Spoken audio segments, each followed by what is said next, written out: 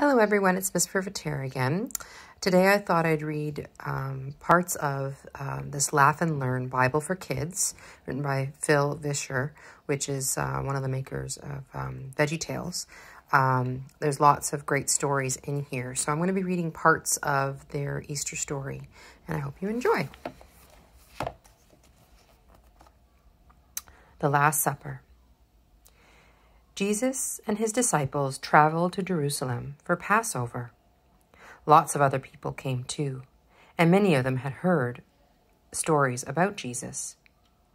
As Jesus rode on a donkey, a big crowd of people came to meet him.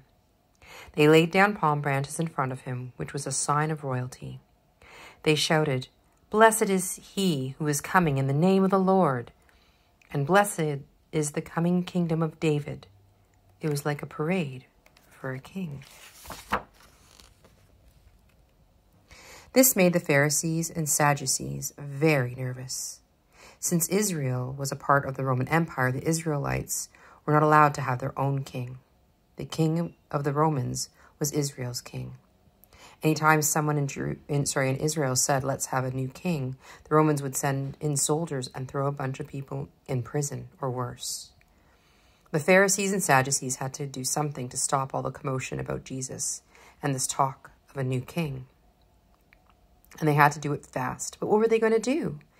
Jesus and his disciples got together to eat the Passover meal just like they did every year. But this year, Jesus did something different. First, Jesus told his disciples that one of them was going to turn against him by helping the Pharisees and Sadducees arrest him and take him away. All the disciples looked at each other. Who could it be, they wondered.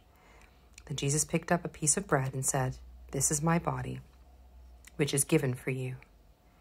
After that, he picked up his cup and said, "This cup is the new covenant of my blood poured out for you." A covenant is a promise, like the promises that God had made to Abraham long, long before. The disciples were confused. It sounded like Jesus was saying God was making a new promise, a new way to bless them and save them, and had something to do with Jesus' blood and body. It had something to do with Jesus dying. The disciples couldn't believe their ears. Was Jesus saying that he was the new Passover lamb, that he was going to have to die to save them?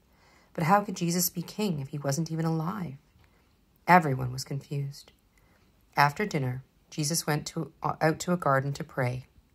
He knew what he had to do next, and he knew it wasn't going to be easy. When he finished praying, Jesus turned to his friends and said, "The hour has come." And just at that moment, his disciple Judas walked into the garden, leading a group of soldiers sent by the Sadducees to arrest Jesus. The soldiers who arrested Jesus brought him to the Pharisees and Sadducees. "You think you are equal to God?" they asked him. But Jesus wouldn't say anything. The Pharisees didn't care if he answered or not. "Guilty," they shouted. "He's guilty of blasphemy." And the penalty for blasphemy, for saying that you are equal to God, was death. There was a problem, though. Even if the Pharisees and Sadducees said Jesus was guilty, they weren't allowed to kill anyone. Only the Romans could do that. So they dragged Jesus to the Roman governor, Pontius Pilate. Pontius Pilate looked at Jesus and said, "What have you done that has made everyone so angry?" But still, Jesus didn't say anything. "I don't see anything wrong with this man," Pilate said to the Pharisees and Sadducees. But they all yelled back, "According to our rules, he needs to die." Pilate didn't know what to do. He didn't think Jesus deserved to die, but he didn't want the Pharisees and Sadducees to complain about him to the other Roman leaders. Staying out of trouble was the best way to keep your job as a Roman governor. Maybe the troublemaker had to go. So Pilate gave in. He washed his hands in front of the crowd, which was a way of saying, "This isn't my fault." Then he had Jesus killed on a wooden cross. As Jesus was dying, he looked up to heaven and said, "Father, forgive them. They don't know what they are doing." Even at that moment, Jesus was forgiving. Even at that moment, he was loving. The sky turned dark. Jesus died. Then the ground began to shake. A Roman guard standing near Jesus saw everything that happened and said, "This man must have been the Son of God." But it was too late. Jesus was dead. Jesus' friends didn't know what to think. How could Jesus be the Messiah, the blessing for the whole world, if he wasn't even alive? Jesus had done some amazing things while he was living. He'd shown everyone what God the Father was like, incredibly loving, incredibly good, incredibly powerful. The life of Jesus had taught people who God is. Jesus had also announced the kingdom of God. Before Adam and Eve sinned, they lived with God the way things were supposed to be. There was no sickness, no hunger, no hurting, and no death. Jesus had said the kingdom of God was back. He'd given everyone a taste of that kingdom through his miracles. Jesus showed us that in this kingdom of God, there is nothing to be afraid of, not even death. Jesus also explained that the kingdom was starting small, like a seed. Jesus' miracles were like tiny green shoots from a seed poking up through the soil. Those shoots would grow bigger and bigger until finally the day would come when Jesus is king and the kingdom of God would be everywhere, when the whole world would be made new again, the way God always wanted it to be. But what about sin? What about the selfish and mean things that we do to keep us far from God? Did Jesus do anything about that? He sure did. As Jesus was dying on the cross, God saw all the bad things that we've ever done. The stain of our sin appeared on Jesus. Jesus became dirty with all that sin so that we would have a chance to be clean, so that we could be with God again. Jesus died so we wouldn't have to. Jesus died so we could live with God in a world without sin, without sickness, without death, a world with Jesus as king. You're probably asking, if Jesus died, how can he be king? That's a good question, with an even better answer, because Jesus didn't stay dead. He is alive. There was a rich man named Joseph from a town called Arimathea. He wasn't the same Joseph that was married to Jesus' mother, Mary, or the Joseph with the coat of many colors. Joseph was a popular name back then. Joseph was a follower of Jesus.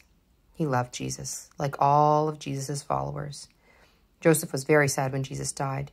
He wanted to do something nice for Jesus to show how much he loved him. So Joseph went to Pontius Pilate, the Roman governor, and asked if he could take care of Jesus' body. And Pontius Pilate said yes. When important people died in Israel, they weren't buried in the ground. Instead, their bodies were placed in a special tomb that were carved out of solid rock like small caves. Joseph had a special tomb that he had made to use when he died someday, but he decided to give it to Jesus instead. Jesus' body was placed inside Joseph's special tomb. A big rock was rolled in front of the cave so no one could get in. Some of the Pharisees and Sadducees went to Pilate and said, "What if Jesus' friends move the rock and take his body and they say Jesus is alive again? That would cause a lot of trouble for you." That would cause a lot of trouble, Pilate thought. So Pilate put guards outside the tomb to make sure that no one moved the stone. Jesus died on a Friday. All day Saturday, his body lay in Joseph's tomb, and his friends were very, very sad. Early Sunday morning, 2 of Jesus' friends came to visit the tomb. They were both women named Mary. Neither of them was Jesus' mother, though. Mary was a popular name back then, too. The 2 Marys were very sad. They missed Jesus very much. They had brought spices and perfume to put on Jesus' body, which is something people did long ago. But how will we roll away the heavy stone? They wondered. Just as the 2 Marys were wondering what to do, boom! The ground shook. Then an angel appeared right in front of them. The angel rolled the stone away from the grave. He looked towards the Roman guards who were so scared they probably fainted and fell on the ground. Then the angel looked at the 2 Marys and smiled. "Don't be afraid," he said. "I know you are looking for Jesus, but he isn't here. Jesus isn't dead anymore. He is alive." The 2 Marys couldn't believe what they were hearing. Jesus was alive? As they turned to go tell everyone what had happened, the 2 Marys bumped right into someone. It was Jesus. Seeing Jesus filled their hearts with joy. "Don't be afraid," Jesus said. "Go tell my disciples that I am alive again. Tell them they will see me too. And that's the end of the Easter story. I hope you enjoyed that. Until next time, have a great day and happy Easter.